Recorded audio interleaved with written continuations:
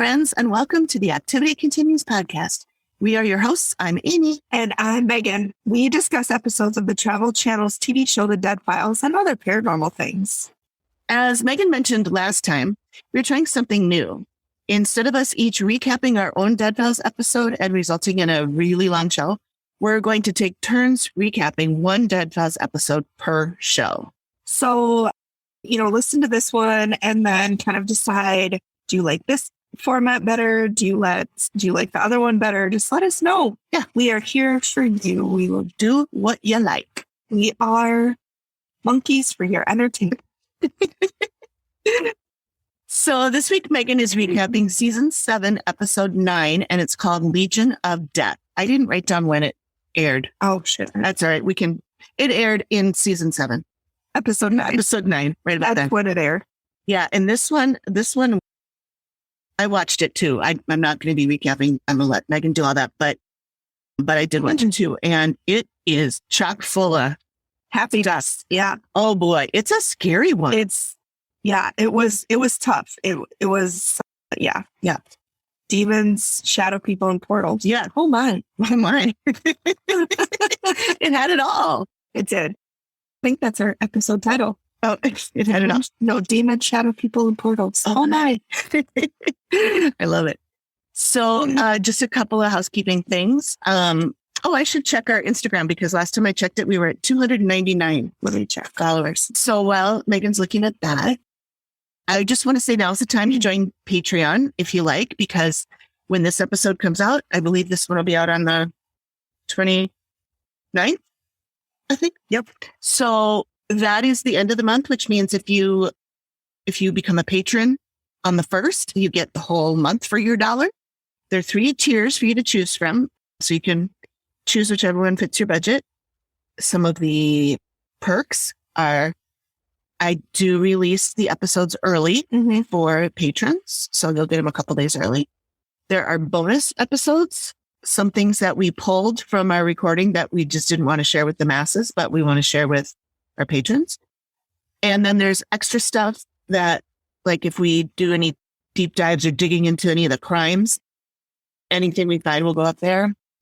And then at the VIP level, you will be able to join us for our monthly happy hours. And as you know, if you've listened before, our VIP patron, which we only had one, the only one. She's local, so she just came over and we did it over here. Oh my God, we had so much fun. We had a blast. Yeah, had a great time. So we'll do that I again. can speak for her because she told me.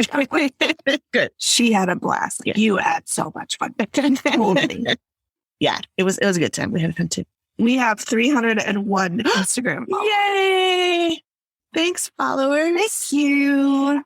And speaking of followers, we're trying to beef up our YouTube channel because I have like a personal made up goal to get 1,000 subscribers by the end of the year, which is a lot of months from now, but that's a lot of subscribers too. For the record, I feel like all goals are personally made up. Well, I think so, you're right. Yeah, I think you're right. So that's a good goal, though. That's not that. I mean, not that many people. Yeah. I mean, break it down by months. Math. Someone do math for us. Yeah. 1,000 divided by 8, 12. How many cheese? Oh. Well, yeah, we only have how many months left. So I know, but let's see. So it's 83 subscribers a month. Okay. Is what we need. Okay. So we're slightly behind. We're behind because I think we have 12. But I mean, to be fair, we didn't have a lot of videos. We just had like versions of our episodes that were just the audio and then like our logo. Where now we're doing videos, and so we'll have full video. We're behind. Mildly. We're slightly behind. We're a little behind. A little behind. Yeah, it's fine. We can do it. We'll catch up. We believe in you guys. Yeah. So that's that. I don't think, do we have anything else? Is there anything else you were talking? No, I don't think so. Oh, we got to open up our Rebels. Oh, mine's already open. I've already been drinking. We're having our Rebels, our mocha latte. Yeah, those. I inhaled some Taco John's before I got here, and I texted Amy beforehand. I'm like, this is going to be embarrassing for everybody because I was starving. But we only go to Taco John's for the potato olays. Do you know they don't have Taco John's everywhere? Yeah, I think that is original. My friends in New York, they don't have it. They have Del Taco, I think, though, don't they? Or is that California? That's California. Okay. And I was talking on the phone with my one friend, Kaylin, who did the artwork for us that one time. She drew the notes. So I was like, I'm going to order Taco John's. And I was like, do you guys have one? She goes, no. And I'm like, oh, you're missing the potato olay. So listen, I learned something new this week, you guys. Taco John's isn't everywhere. No. So It's good, though. It's real good. all right. So I will do my best to recap versus talk. I took way less notes. Like I only have 3 pages. And I think usually, nope, I have more than 3 pages. Son of a bitch. It's double spaced. Okay. Yeah, it's double spaced. So it's really probably only like 3 pages if you single space it. Yep. So, okay. So we're talking about, what was it? Legion of Fear? Legion of Death. Legion of Death. It's, you guys, Amy arrives and instantly she's like, this is really bad. All the property is bad. And to the extent where she's talking later on that it extends to other houses. And she said that the activity extends because it's just all around. So Steve meets with Donna, who owns the house with her husband. And they've got 3 kids. They have Tyler, who's 21. Austin is 15. Abby is 11. And Abby has been diagnosed with selective mutism, which I thought when she first said it, I was like, oh my God, like she mutated? No, it's not that. Mute, like don't talk. She's not like the Hulk. She just doesn't talk. Right. And so she lives there, like I said, with her family, and everything that you can think of that will happen because of the paranormal happens to them. Mm-hmm. They see figures. They've gotten scratched. They get touched a lot. There's temperature changes. They hear footsteps. Anything you can think of that would happen from paranormal happens to them. In addition to that, Donna has health problems. She has cervical cancer. Oh, God, that's right. She got kidney stones, migraines, depression. It's all, I mean, this is just happiness all around for everybody. One time, Donna talked about how she woke up and Abby was next to her because they all sleep in the living room. Oh. Nobody sleeps upstairs in their bedrooms. Nobody wants to be upstairs. They all sleep in the living room. Her husband, Andy, talks about how he sleeps in the recliner. Mm-hmm. And when they go into the master bedroom, that's where Andy and Steve talk. It's not even set up, you guys. The furniture is not even put together. It was so bad from day one that they didn't even bother putting it together. It's amazing. Terrible. Do we know how long they lived there? I don't remember. I didn't. If they did, I didn't feel it. But anyway, Donna was talking about how she woke up one night. She felt like she was being choked. Her lips were turning blue. She couldn't move. And Abby, her daughter, was next to her just freaking the fuck out, which obviously. Yeah. And eventually she said whatever was choking her, let her go. And Steve was like, it wasn't a dream. She's like, no, like she was really fucking being choked. Mm-hmm. And so when Steve is interviewing Andy, her husband, he brings up the immense room changes. Like they'll be in the hallway and it'll be fine. And then he said, you go in the master bedroom and it's like a meat locker. Ugh. And Steve is like, well, are any of the vents closed? And he's like, no, nothing's fucking closed. He didn't say that.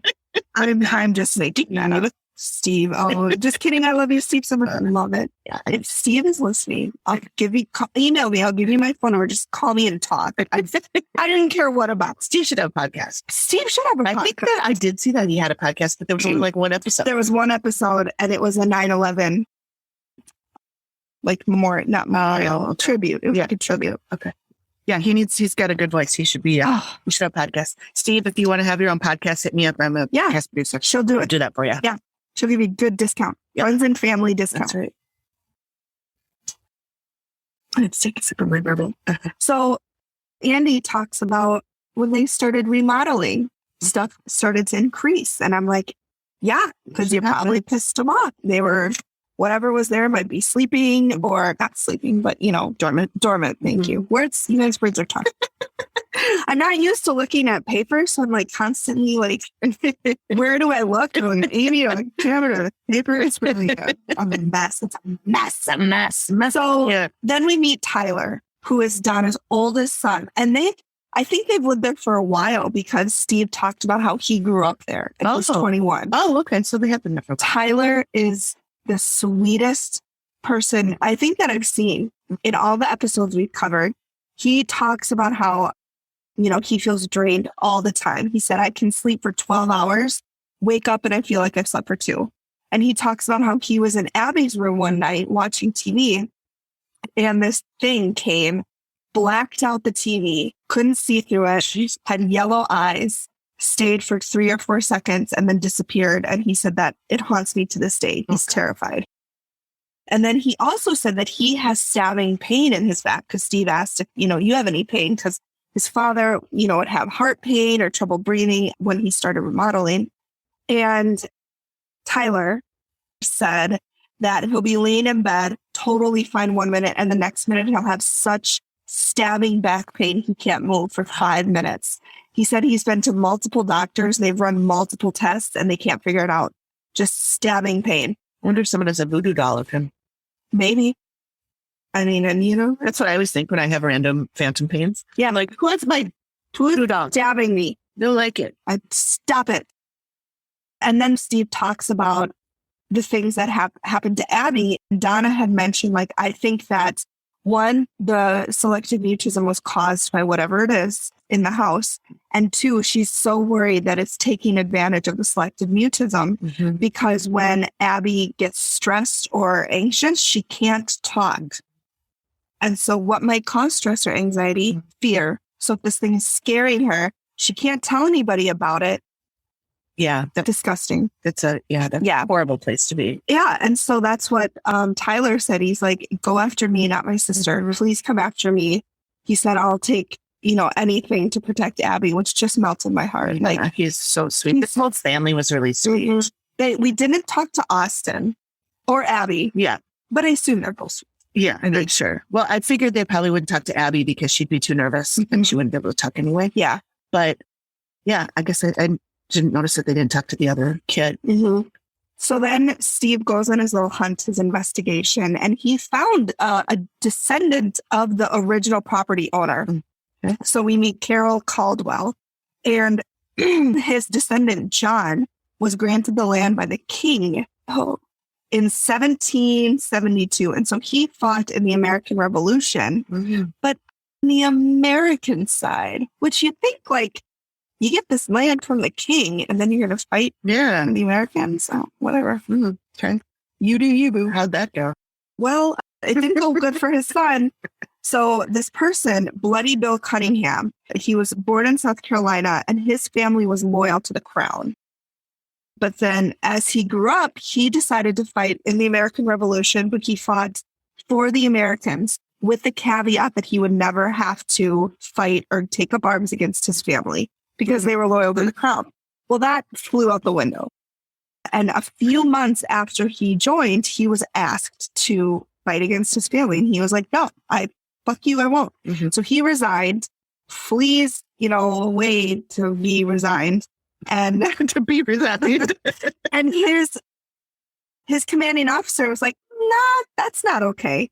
So the commanding officer takes some of his comrades and they go find Bloody Bill Cunningham's family and they whip his brother to death and they beat up his parents. And so this just sends Bill over the edge. He becomes essentially a psychopath and his name is Bloody Bill. The name, yeah. So this all circles back to John Caldwell, who was the original landowner. Bloody Bill finds him, his son, and kills his son by stabbing him in the stomach. And he doesn't die right away. He hangs on overnight. Ooh. Dies the next day. Ooh. Okay. Yeah.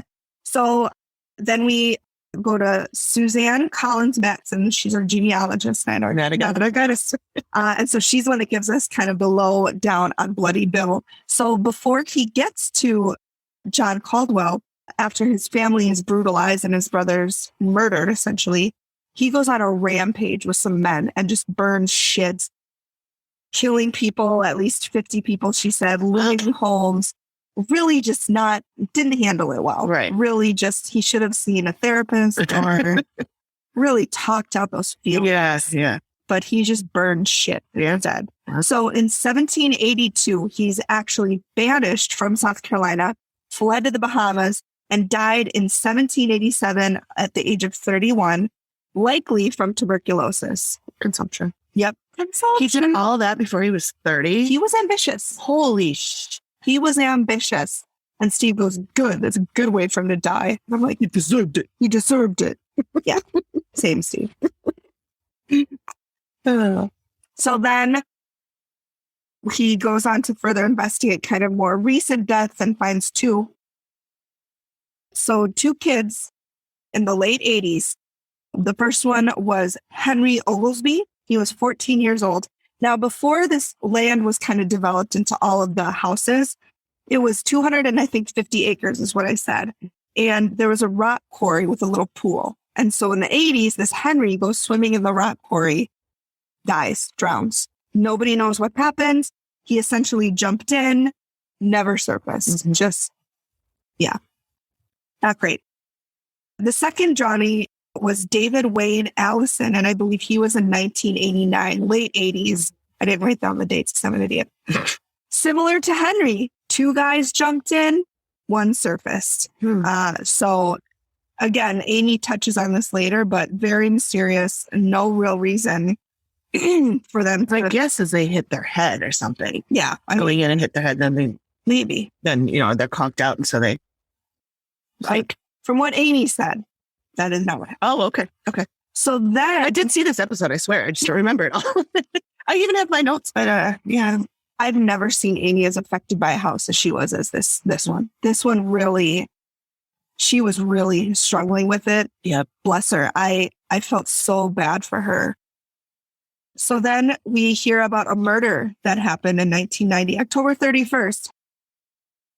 So we had a man named Roman Hernandez. He was 24 years old, had a terminal, I think they said brain cancer. So he was not going to live long. And he had a wad of cash in his pocket. And so he was friends with Charles Stephen Sink and Evelyn. I could catch her last name. And Holcomb. Oh, thank you. I know because I tried to look them up because that was the true guy I tried to look up. And my closed captions won't work. So it's Evelyn Holcomb. They murdered him. So, but basically the reason they killed him was Sink had a coke problem. Charles Stephen Sink. He had a coke problem and he wanted to buy some coke. So what they did was they kind of hit him over the head and he died. And guess how much money he had? Yeah, I remember. It was just enough to get some coke. It was $700. Yes. This man lost his life that he was going to lose anyway for $700. Sick. Mm-hmm. So they were sentenced to prison, obviously. Sink got out in 2013. Mm. Evelyn Holcomb got out around the same time, but she reoffended. And so she's back behind bars. Good. He should be behind bars too. They both. And the mugshot of this guy, he's just a smirking. He's smirking. At least she looks semi-remorseful. She looks coke. Sorry, she's a fucking train wreck. Yeah. But yeah, when they showed that picture, I was like, I know this story. I know this murder. I thought I did. Because those pictures were so familiar to me. But then I tried to do a little digging into the true crime portion of it. And I finally got their names spelled correctly and put them in Google. And there's one newspaper that ran 2 stories about them. That's it. So I don't know where I saw these pictures before. Yeah. But yeah, I didn't learn much. Yeah. It really just said basically all of that. He's a dick. Steve already covered. It's just terrible. He looks like such a prick. He really does. He doesn't even look sorry. No. Okay, so now we're at Amy and she walks onto the property. She's not even inside yet. She's on it. She feels nauseous. She feels anxiety, anger, ickiness, nausea, just terrible. And she said she feels a man here who hurt people and he was not a good person. And then Amy whispers he hurt people. And when she whispers, it's super creepy. Mm-hmm. So then she talks about him and he makes noise. So he'll walk up and down the stairs and she said living people would hear him walking. And then she said something that I absolutely hate.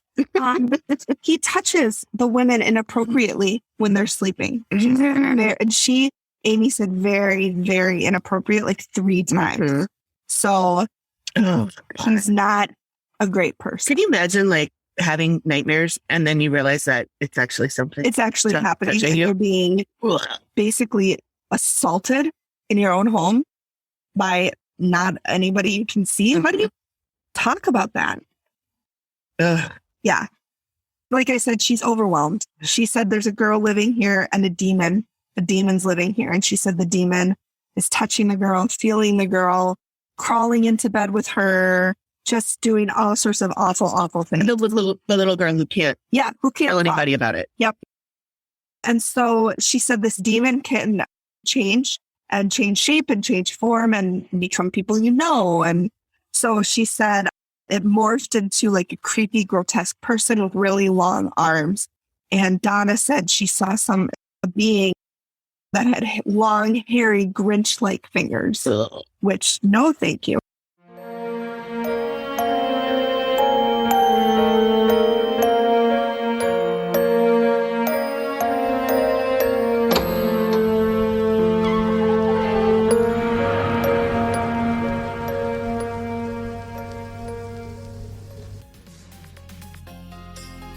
Hi there, this is Kate. And I'm Dominic, and we are your hosts of Shitting Bricks, the podcast. Every week we'll bring you an episode of what makes people shit bricks. Is it a fear of death? Deep water? Running out of wine? Cannibalism? We take a warped look at these topics using examples from history that are the epitome of some scary shit.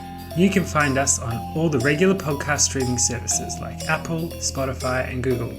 For exclusive content including behind-the-scenes nuggets, links to weekly topics, and maybe even merch in the future, head to Shitting Bricks Podcast on Instagram and YouTube. But for now, drop your dacks, pop a squat, and let's get into it.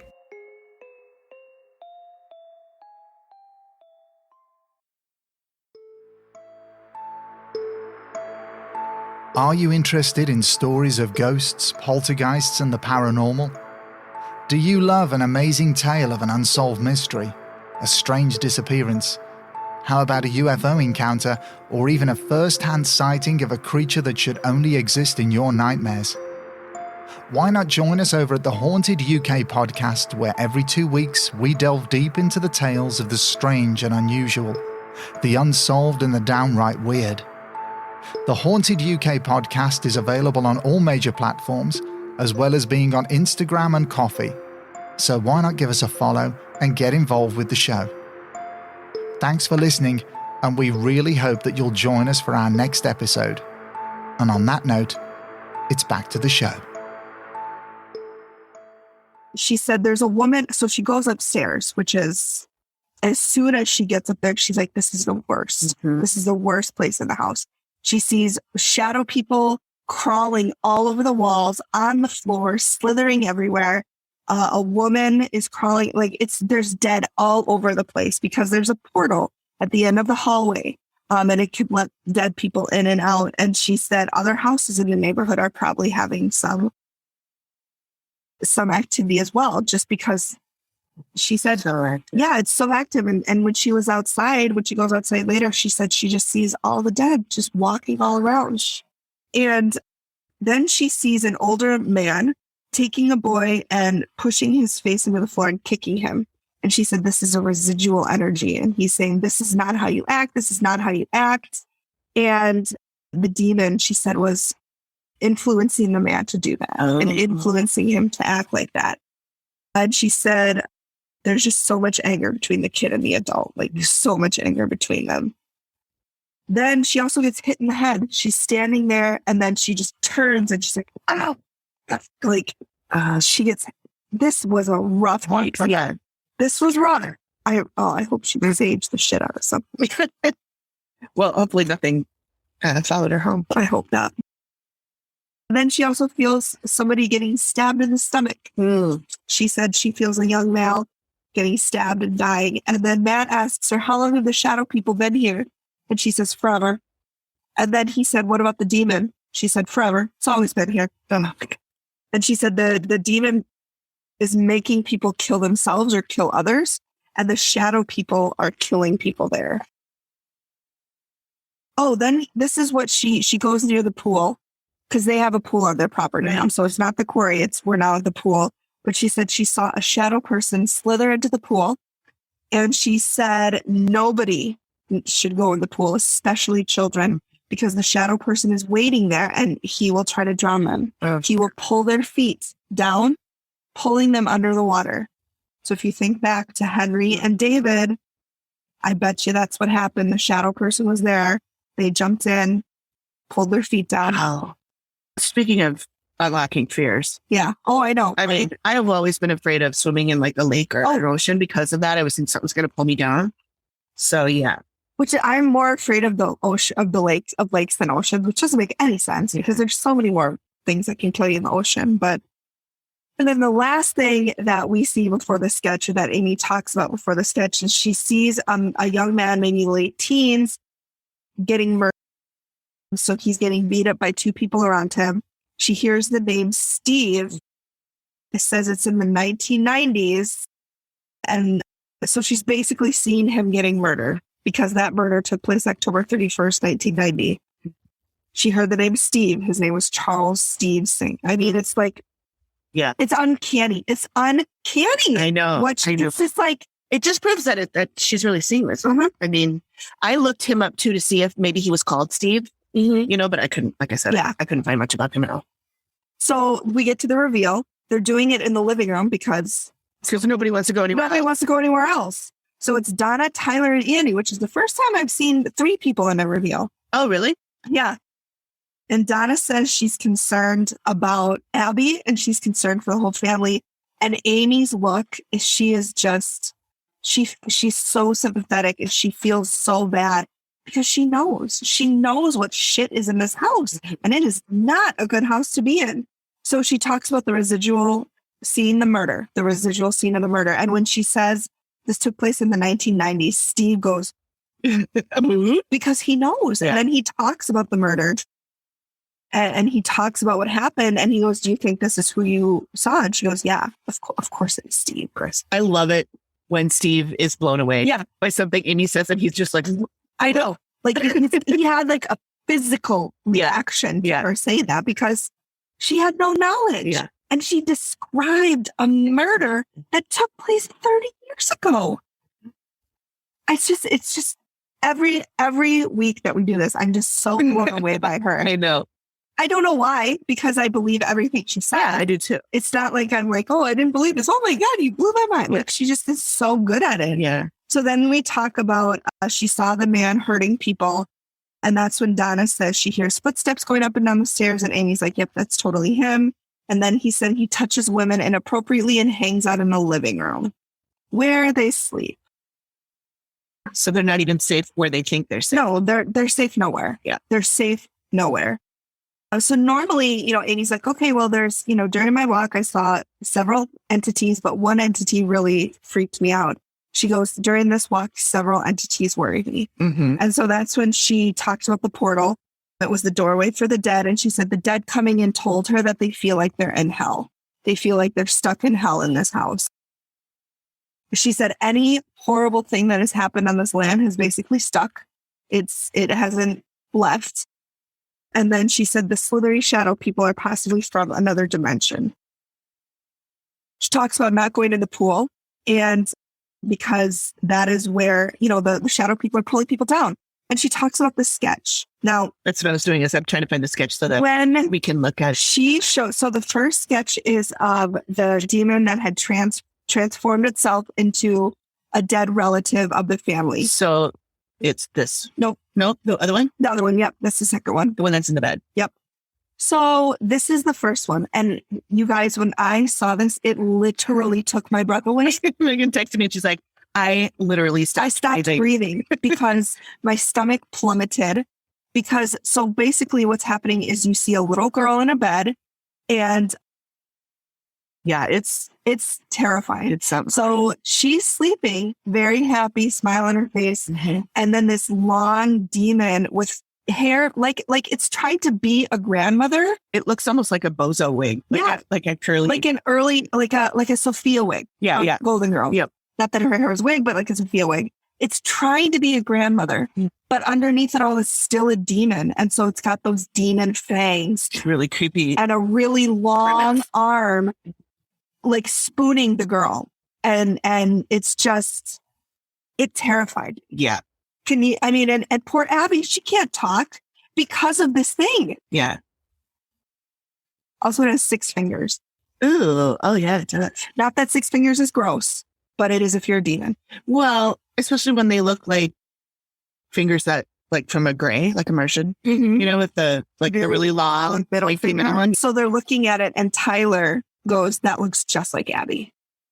He got really emotional during this. He got really emotional. Sweet kid. Because it's targeting Abby, and it's basically attached to her.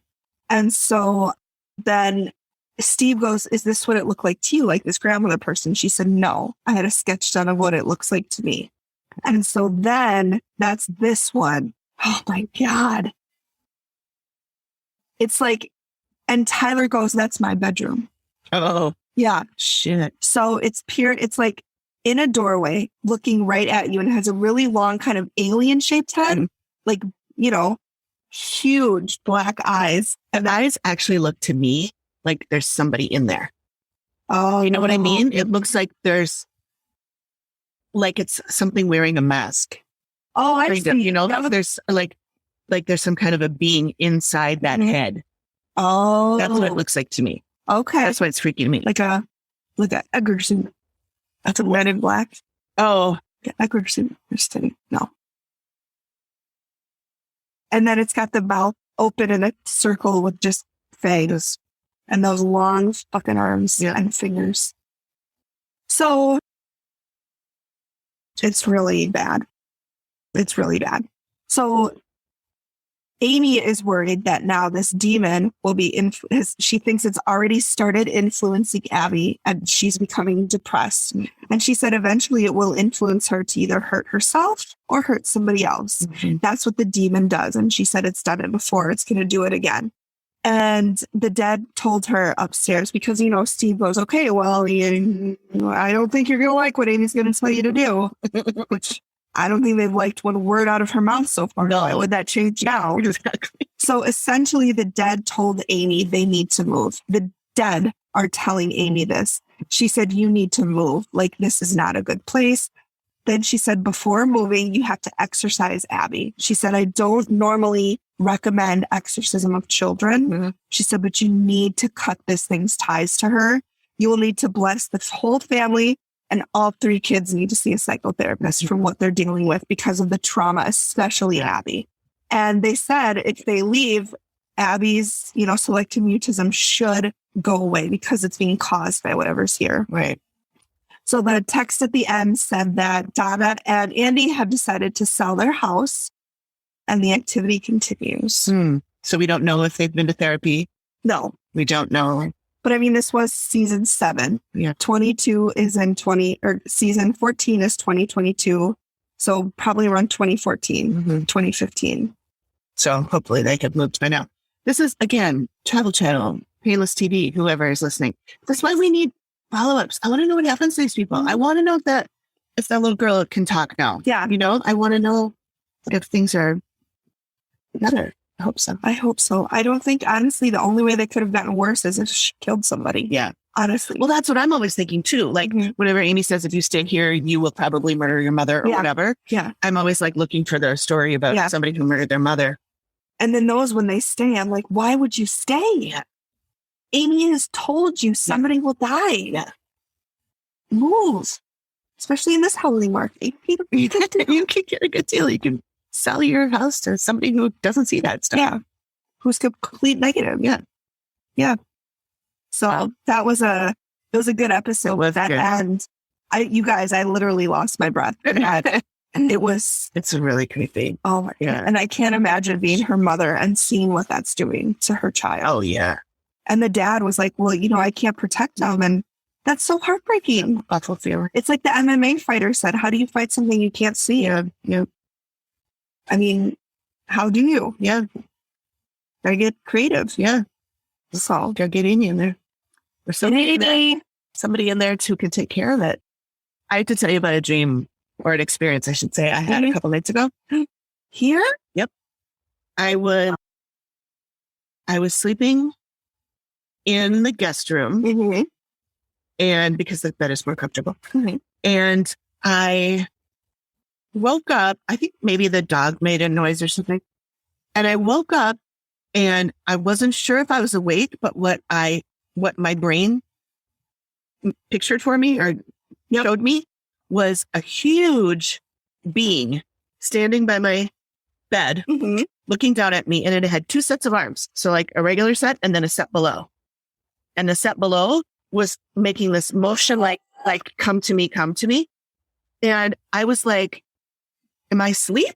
And I couldn't move, so because I'd just woken up, so I still had the sleep paralysis. Yep. So I was like trying to move, and I pulled the covers over was able to move. I pulled the covers over my head, and then I pulled them down again. It was still there. And I'm like, I must be dreaming. I must be asleep. And so Did you feel the covers? Yeah. Okay, then you weren't asleep. Yeah. No, I don't think I was. Because in your dreams, you can't feel anything. Oh. At least to me. Yeah. Like if, I don't know, maybe that's, if you're a psycho dream therapist, please let me know. Stuff. But so I was like, blink, blink, blink. And I'm like smacking myself, which is what I'm always trying to do when I know I'm having like a lucid dream. I know I'm asleep, and so do you feel that? I don't remember if I felt that. But what I know is that I just like forced myself to look right at it. Mm-hmm. And as my vision kind of became more clear, I could see that it was the top of the door, the top of the door frame of the closet. And then there was a section above that sort of looked like a head. So I know that I was just seeing the shapes in the room, and my brain was making it into that thing, Mm-hmm. because I could like make it where I couldn't see it and then I could see it, Yep. once I was wide awake and once I could move again. Yeah. But it was really scary. That sounds terrifying. And honestly, it probably could have been a little bit of both. it could have been something. I mean, if it knows that that's the shape, and it if it was resembling that, I know what I'm saying. Yeah, no, I know what you mean. Yeah. Using what's in the room to Uh-huh. its advantage. Uh-huh. It could be. Like I said, I haven't had very many experiences here, just little things like my pill bottle going missing and then showing up right where I already looked for it. Mm-hmm. But like, did I already mention that the podcast I'm listening to that is a medium, and she's really cool. And she was talking about house brownies, and that's what house brownies do. Is they're like Oh, pranksters, really? and they like move shit and then they put it back and they think it's funny. Oh, So sure. I'm pretty sure that I have a house brownie. My fat ass thought it was like a food brownie. Brownies? You have brownies? You have brownies and you would share? God. It's a pixie. It's a pixie or fairy. Yeah. Thing. Oh, fun. I want to give a plug to that medium. I Okay. really like her, and I'm following her on Instagram too. And she answers questions. Like people ask cool. a question, she'll do like oops, I just bumped. She'll do like a live video. Oh, I love her. Yeah, she's great. Her name is Amber Amrine. Her podcast is called Diary of a Psychic Medium. She's a psychic medium and Reiki master. And Oh my God, I want to. and she's super cute. She has glasses and green hair. Her hair's not green right now. At least in the one I saw today, it wasn't green. But she's super cute. She's adorable. Yeah. I want to send her a message and be like, can you tell me what a Reiki master is?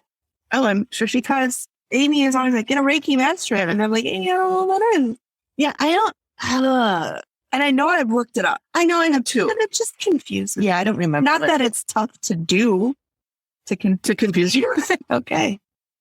I will say that we are coming up at the end of April here. So this is the last episode where you're going to hear Shit and Bricks and Haunted UK as our promo partners. But next month, we'll pick somebody else. I know I want to do Skylark Bell. Oh, I yeah. want to do Melissa Oliveri Skylark Bell. And then, we'll pick a different one too. Yeah. Another one from there. You can pick one if you want. Okay. Which has been nominated for some awards, right? Yes, she's been nominated. She won a couple. Yeah. Like fiction podcast awards. because her podcast is a story. Mhm. It's a book that she wrote, and then it's just like a serial podcast of the story. And also with Melissa in mind, she has agreed to come on and be a guest and tell some of her ghost stories. Speaking of ghost stories, we have one. Oh, that's right. Amber, Yes. my buddy. So I used to work with God. Amber. She is the coolest. I can't say enough good things about Amber. She's so funny. She is the cutest little girl. Super feminist and go women power. Good. So she wrote in about her spooky story, which I did not know that she was into this. And I feel like we missed out on a lot of conversations because of this. But she said, my daughter had an imaginary friend when she was 2 to 3 years old. She can't remember anything about this now, which most kids don't. One morning, she asked where the girl in the closet went. She said she is sad and misses her mom, that her neck is funny because she fell down the basement stairs, which have always, and that she put in parentheses, which have always worried me because they are extremely steep, and that she wears a pretty dress and her skin is sparkly. She made mention of her a few times as a toddler and then just didn't any longer. So this, maybe she saw this little girl who was a spirit and the girl moved on. Mm-hmm. Yeah. So I'm telling you, kids can see shit we can't. I know. We probably could see when we were little too. Yeah. Somebody told us it wasn't real. And so we went, oh, okay. I maintain that my son sees things all the time. I'm sure. All the time. I'm sure. And it doesn't freak me out because he never seems to be scared. Yeah. He'll just point and smile. So he smiles at everybody, but yeah, kids see things. And so if your child comes to you and says they see something, please don't dismiss them. Yeah. Please don't write it off because you don't know what they see and what, you're dismissing. Okay. Sorry. PSA. Amber continues. In addition, I'm perpetually creeped out by an experience I had sleeping in our basement guest bedroom one night. I was asleep in the dark room and felt my daughter crawl in. I snuggled her, readjusted in bed, and went back to sleep. In the morning, I woke up alone and went to breakfast. I asked my daughter about crawling in, and she said she didn't. She slept in her own bed all night. Did I dream the whole thing? Logic says yes, but I'll never be sure. Wow. Good story. Thanks, Amber. Yes, Amber. Damn. That's a good one. Yeah. I mean, super creepy. Yeah. Super. I used to have a doppelganger in college. Yeah. And I had people that would come to me and say, I saw you on the street and you didn't say anything. Right. And I was like, I was not there. I was in class across campus at that time. So I know that I had someone that was just like me on campus. And that's always weird to me. Isn't there an entity or some type of being that will imitate you? I think so. I mean, that demon did. Well, I was thinking about that too the other day. Let's say that I see a vision of my grandma who died many years ago. How do I know that's really her and not just somebody pretending to be her? I mean, that's tough. And to me, I would believe it was her unless they tried to do something. Yeah. I mean, if they're a real con artist, they're going to do the long con. They're going to come and visit you over and over again. And make you slowly start, here, bite this cord. Yeah, exactly. Together forever. Yeah. Yikes. Someone once told me that when you have a dream of a dead person, that it's them visiting you. And I heard that to hear that. I dream about my grandma quite a lot. I do too. I do too. And I think we've talked about this before. Yeah. I have dreamed about both my grandma and my dad where they are alive, but I know, my dream and I know they're supposed to be dead. Yeah. And I'm like, aren't you dead? Yeah. They're just checking on you. Yeah. I love it. It's so weird. So please send in your stories. Yes. We love hearing other people's, and it's so nice to find people who've had shit that you have and you don't feel crazy. You don't feel alone because somebody else is like, oh my God, that's crazy. I've had something similar. Yep. These types of stories are so easily dismissed by others, Greg. And it's nice to share them with people who believe it and who aren't going to look at you like you boozing. Yeah. You fucking idiot. They'll be like, oh my God, that's crazy. What did you think about that? How did you feel about it? So Yeah. Please send your stories. Yeah. Send your stories. And thank you for listening. Yeah. Thanks for being here with us today. We appreciate each and every one of you. Yep. And also let us know, like Megan said, let us know if you like this format or if you think we should go back to each doing one. We can. It's a lot longer. It's a lot longer. So yeah, become a patron. Yeah. Well, thank you, everybody. And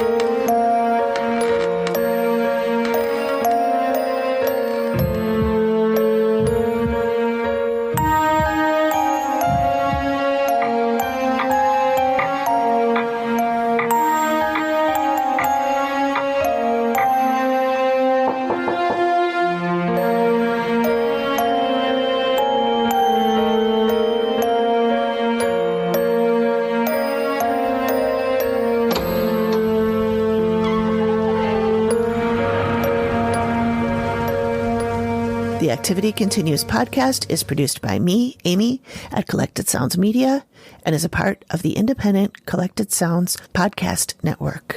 nailed it.